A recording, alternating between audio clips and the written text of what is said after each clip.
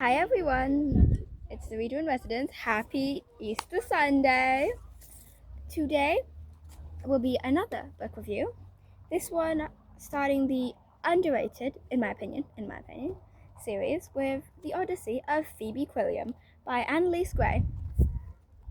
Okay, so basically this is about a young girl who likes art who gets transported into the world of the Odyssey. So it's a pretty strange sounding idea, but trust me, it really works. Phoebe Quilliam is lost in more ways than one. Strange magic transports her to a world that eerily resembles her favorite myth, the story of Odysseus. Here she joins a young boy's mission to rescue his father, missing in the Trojan War, and she embarks on her own epic quest.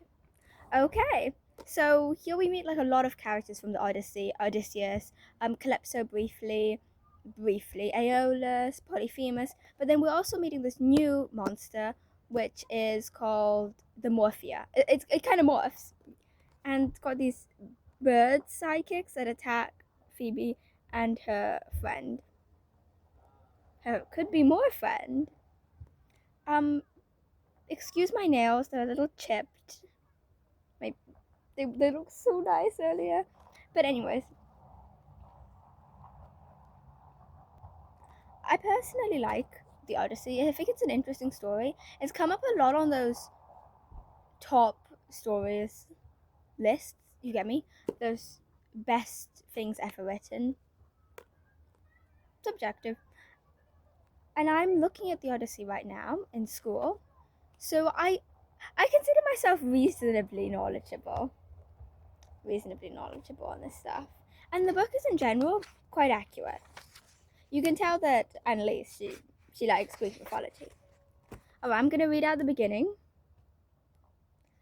My name is Phoebe Quilliam. Oh, I forgot to say that they have there's these, sorry, I'm not a book stretcher, I promise.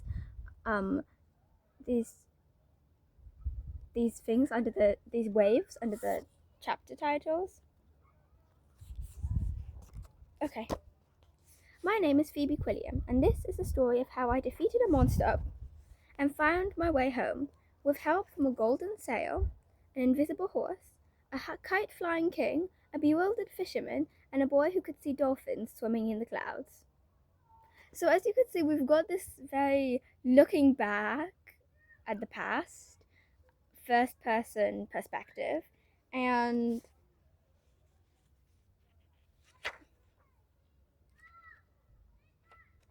the book is generally written in present tense, e.g., I carry on sketching. So it's set very in the moment. I guess it's meant to be atmospheric. Alright. So, let me guide you through.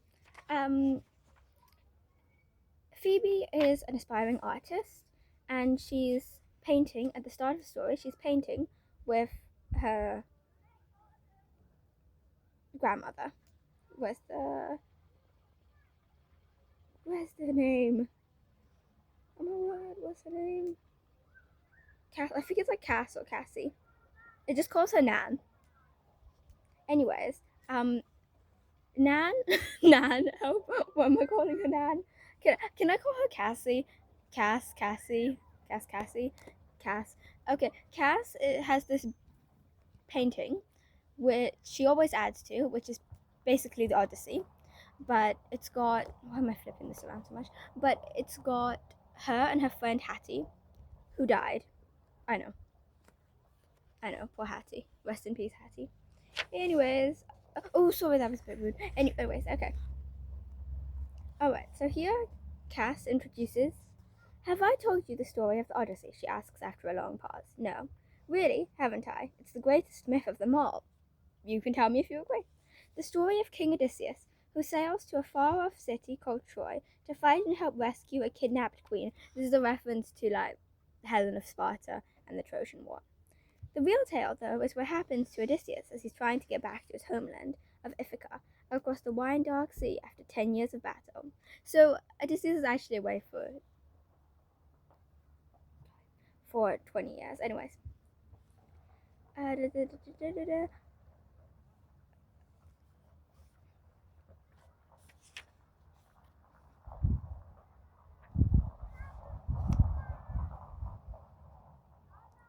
So the first chapter is mostly like some exposition. Phoebe's father died at sea, and Cass is losing her memory. Chapter 2 is after a time skip the following year. Cass is now in a care home, sort of, because she has dementia. Her memory is suffering.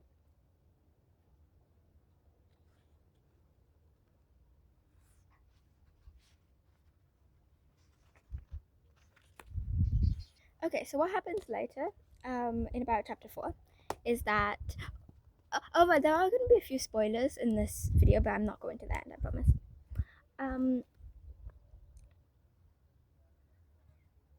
Phoebe finds out that Phoebe finds out that the old house of her nan is going to be sold. She's upset. So she and her dog, named Claude, go. Claude is actually such a cute character. Phoebe and Claude go to the house. Phoebe goes nutso. She loses it. And she paints over the painting of the Odyssey and Hattie. Chapter 5. I hit the ground in a rattle of stones.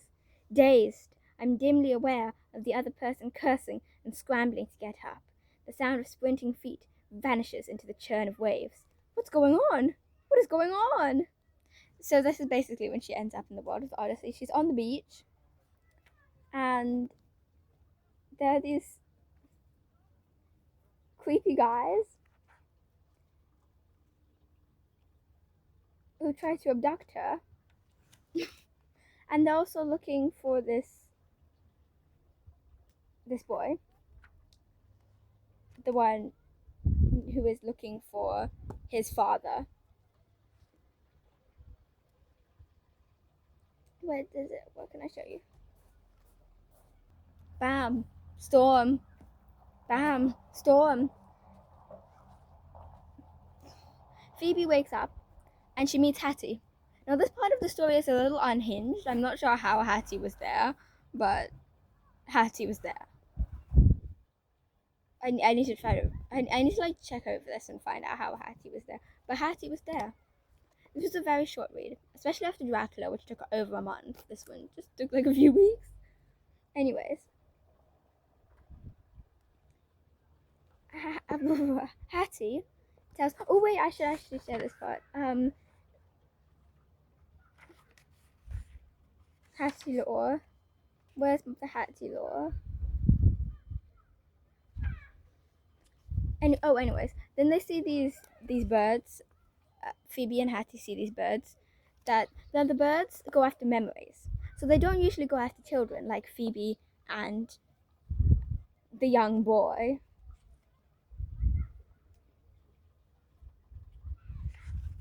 Alright, let me show you Hattie's story. No, I tell her. She, Cass, said you met on Ithaca, which was your home. She used to go there on holiday with her family. Then Hattie says, that's right. They often came to my papa's restaurant. Her parents would order my papa around and complain about the food. At first, I thought Cass was like them. She barely said thank you when I brought her lemonade, and I never saw her smile. Blah, blah, blah. Well, I thought she was rude. Then one day she came to the restaurant by herself and started drawing. It was a picture of a boy with wings. You know the story of Icarus, whose father built the maze for the Minotaur? I told Cass I liked it. Turned out she knew all the Greek myths, and I did too. We talked for hours, and I realized she wasn't rude, just lonely, like me. We played together every day after that, and next summer, when she came back, we had 4 summers together. Then I got sick, and we both knew we were going to be alone again. Sorry, I don't usually scratch up my forehead like that. I don't know why this got me. I don't usually get emotional while reading. This brought something out of me. It's just so August coded by Taylor Swift. You know, they only had 4 summers together. That's not too bad, actually. They only had 4 summers together, and we both knew we were going to be alone again. I am yapping. Oh, this part's funny. An image comes to me of the Cyclops cracking the heads of Odysseus's men like boiled eggs. Actually, in the Odyssey, it says their heads got smashed like puppies. Sorry for the violent, I know, poor puppies. Their heads got smashed like puppies. And my classical civilization teacher keeps like pushing this on me in the class, so we have to remember their heads got smashed like puppies. So, okay, their heads got smashed like puppies. That's so sad. I hate animal abuse. Anyways, oh yeah. The birds, I forgot to tell you, are called klepts. Klepts. Klepts. So anyways, Hattie um gives Phoebe this mirror called the Mirror of Nemesis, after Nemesis, goddess of revenge, because it is going to defeat the Morphia. But first they have to find her island, close to the high cliffs where savage, six-headed Scylla dwells alongside Charybdis, the swallower of ships. The klepts guard the Morpheus chamber, and like you saw, they're not so good at sensing children. Exactly. Now, is Hattie right for like sending Phoebe off into this journey with like next to no knowledge? Debatable, but hey, you know, we've got a story. Oh dear, my daisy, it's slipping. Help! Oh no. Why am I scrunching up my face so much today? Okay. Anyways, Phoebe and the boy start becoming friends. His name is Leander, son of Kalos. That's the guy who vanished. He was on Odysseus' squad. And now we if you know the Odyssey, you'll know that the members of Odysseus' crew die. So we're kind of thinking, oh, this Kalos is dead for sure. But you know, keep reading. Anyways, I got a comment on, you know, Leander and Phoebe. They're quite cute. They're just kids, so like I don't really ship kids. Usually when I see a book with like two characters who are perfect for each other, but they're kids, I just say, hey, you know, let them be friends now, and then like grow up, yearn for each other a bit, and get together when they're older, like Percy and Annabeth. Perfect. Anyways, so basically,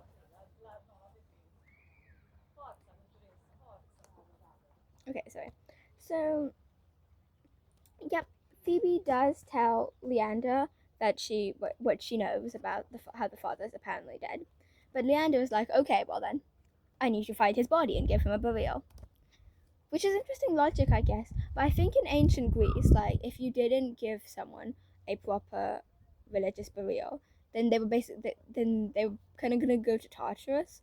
So you have to give them a burial. Double check that. I'm not entirely sure. That was just something I learned about in the myth of Medea. Medea. Anyways, and though for some reason you try to deny it, you saved my life. He stretches out his hand, embarrassed. I take it. Yeah, okay. She's getting a little flustered. She's flustered. She's flustered. Anyways, there's always this changing design next to the chapter title. Next to the chapter. There's no chapter titles on this one. Bring back chapter titles. I love chapter titles. Anyways.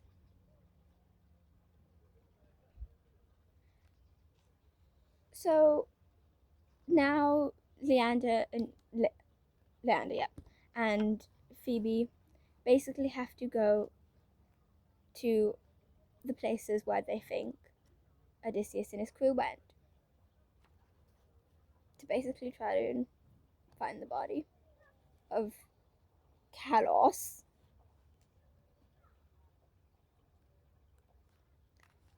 And they end up on Polyphemus's island.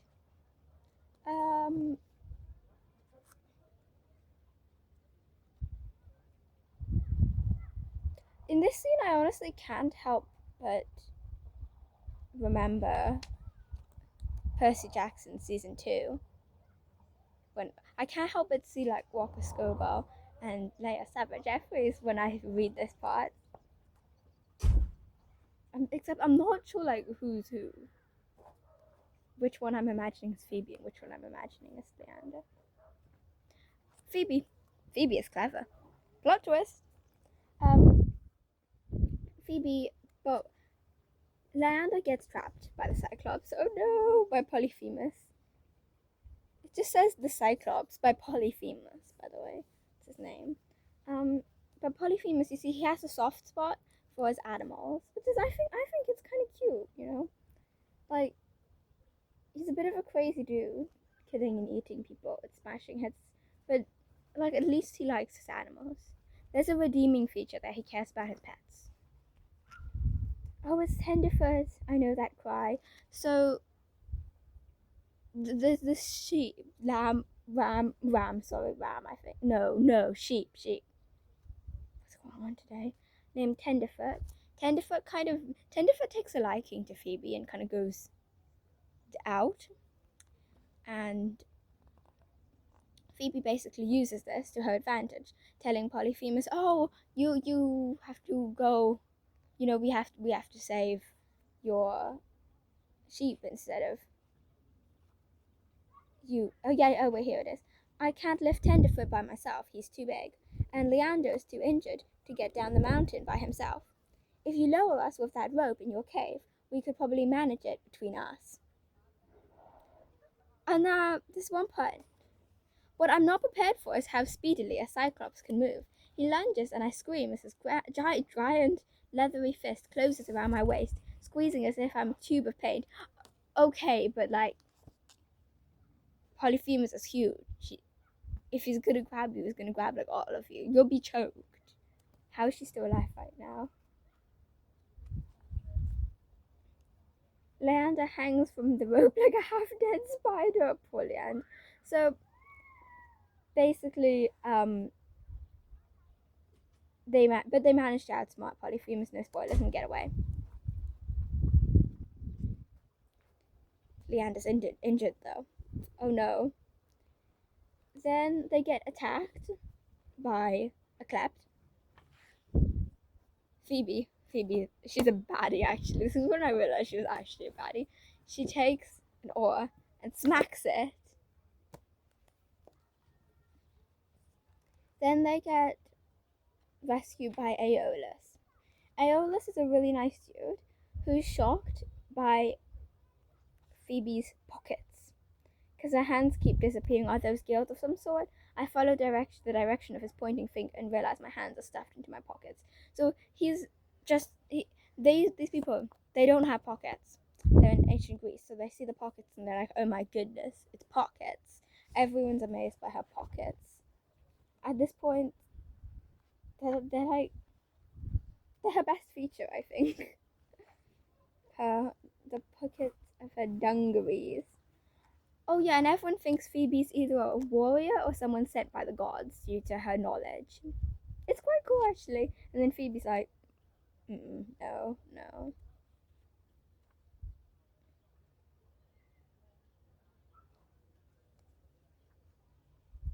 Aeolus, in the Odyssey, he lets Odysseus and the crew stay for a month, but then he helps them go.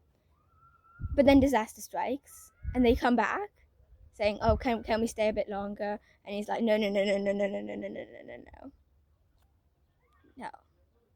stop! Don't talk to me." So here, King Aeolus is quite regretful about sending Odysseus and the crew away. So he's very happy to help Phoebe as a result.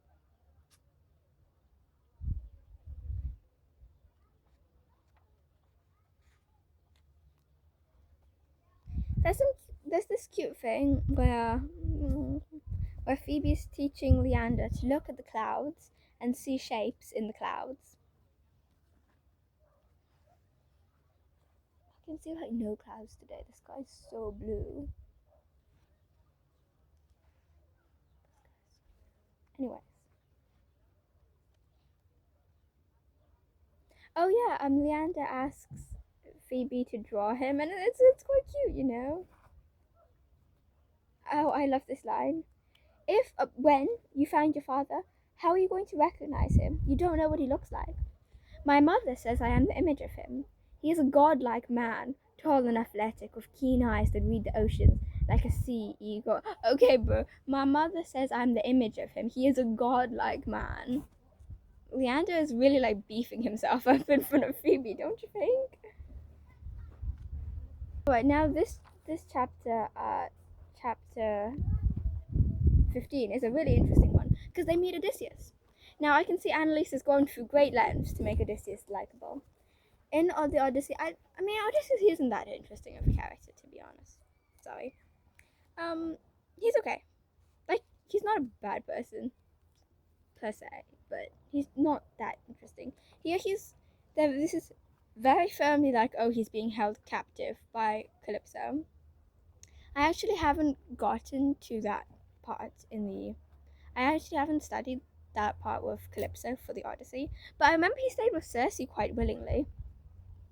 And yeah, like Odysseus is a very strategic and strong fighter, so I doubt, and he's beaten like many monsters. You have to admit, I doubt he would be held captive by Calypso. But maybe I will do a review on the Odyssey, and I will get to that, and I will look into that.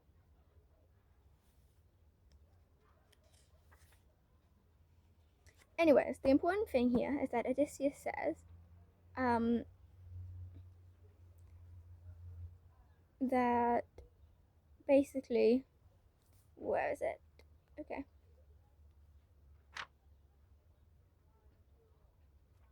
They came out of the night, he whispers. Flying low over the water, they had no faces of which to speak. They went for the corpses of my men first, feasting on them as gulls do on scraps thrown overboard by fishermen. Only they seemed to be scavenging for something other than flesh. Their long beaks pecked and stabbed at my men's eyes, ears, and noses, like insects draining a flower of its nectar. How was he able to do like these similes while describing something so awful, though? And the noise they made. Even now I cannot get the sound out of my head. Then one of the creatures turned on Callus. My friend fought with every sinew. Sinew, what does that mean? Sorry. But he was carried off like a chick in Eagle's blood-soaked talons. I would have suffered the same fate had Charybdis not staked her claim. So basically what we got is that the Morphia Skleps have taken Callus. Now I think this is honestly quite a good way to like mix Annalise's own story with the Odyssey, and it also does connect Leander's story to Phoebe's more, because she's trying to kill the Morphia, and the Morphia took Callus, so Leander has a reason to hate the Morphia as well. Anyways, after this, by the way, due to of course plot convenience, they are forced to leave really quickly. They're forced to run across the island, get chased by a few claps, I think, then ditch Odysseus. No hate to Odysseus. They had to go. They had to go. They were being chased.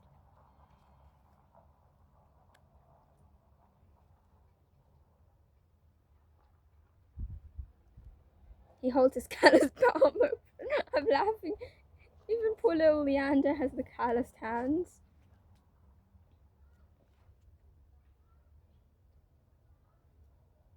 Alright, here they end up. Then they end up. So then, now, no, after Calypso's island and Odysseus, they are. Oh, by the way, there's a spelling pronunciation guide in the bag. Anyways, after the adventure with Odysseus and the island, now, island. Sorry, part 2. I think it is. I think it also is like about halfway, a little more. Part 2. Now they have to go find the Morphia. Unfortunately, they get a little sidetracked and end up on the Lotus Eaters Island. And the thing with the Lotus Eaters, it's in book 9 of the Odyssey. You eat a lotus because it smells really good and you're hungry. You eat it, and it makes you forget your nostos, which is your longing to go home. Wow. My classics teacher would be like so proud of me right now. Anyways, they also meet this guy named Fisherman. Fisherman. No spoilers, but you gotta keep Fisherman in your mind. The black sails, of the evil pirates from the beginning, led by Lucon. I come back. There's a bit of a fight. Yeah, we have some. There's actually a lot of fighting in this. Oh, there's this one line that I do not really like. Having tricked the giant by pretending to hide in fisherman's shelter, then sneaking out of the back, Leander joins us. I feel like this is very like that line just feels a bit weird sounding and exposition heavy. I don't think we really need it. I think we could have just had Leander joins us. Like, just like the giant was running slowly. The giant got tired. Chasing kids around Greece is tiring. Around the Sea of Monsters, more like.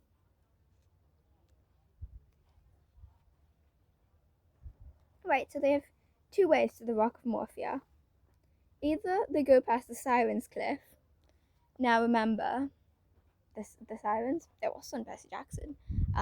They sing really well, and you hear their song and you're like, oh, I love that song. Imagine your favorite singer. That's them. You hear the song, you're like, oh, I love that song. So then you go, you get off your ship, you walk over, they eat you up.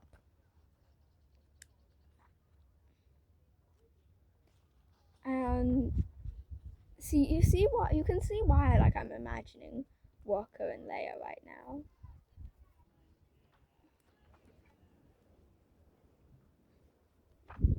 Because they also had a siren scene. And spoiler if you haven't seen it, but Leia's acting was amazing. Anyways.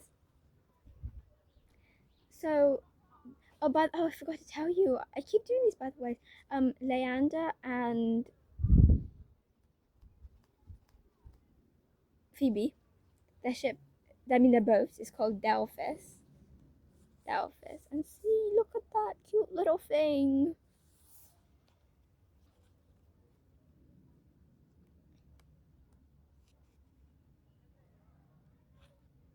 They go to the Morpheus cave. Now Leander, he's very self-sacrificing. He's willing to die. See, if the Klepts wake, run as fast as you can and complete your quest.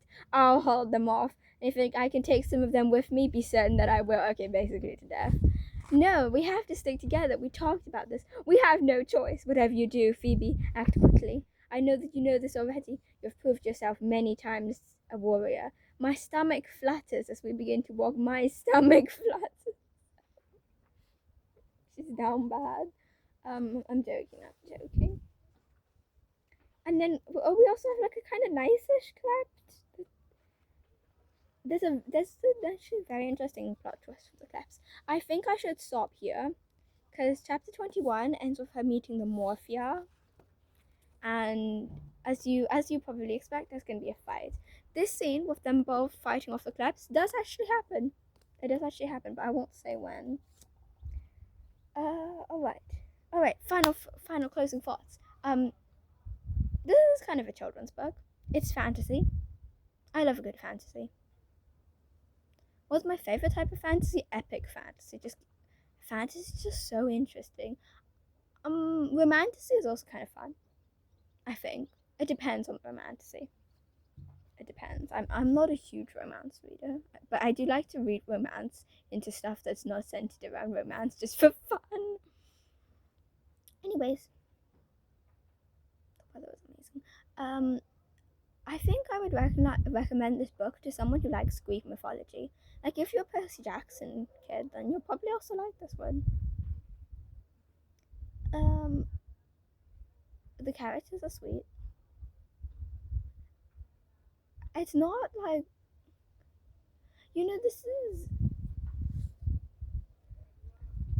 it's not like some mind-blowing classic. or like an earth-shattering, mind-blowing thing, but it's very fun, relaxing, comforting. It's a good read. It has some nice figurative language. I think the writing quality is quite good, and there's nothing really bad or problematic that happens. So I think it's, if you want a peaceful read, then I totally recommend this. Wow, the silence. Anyways, that's it for today. Happy Easter Sunday. Bye.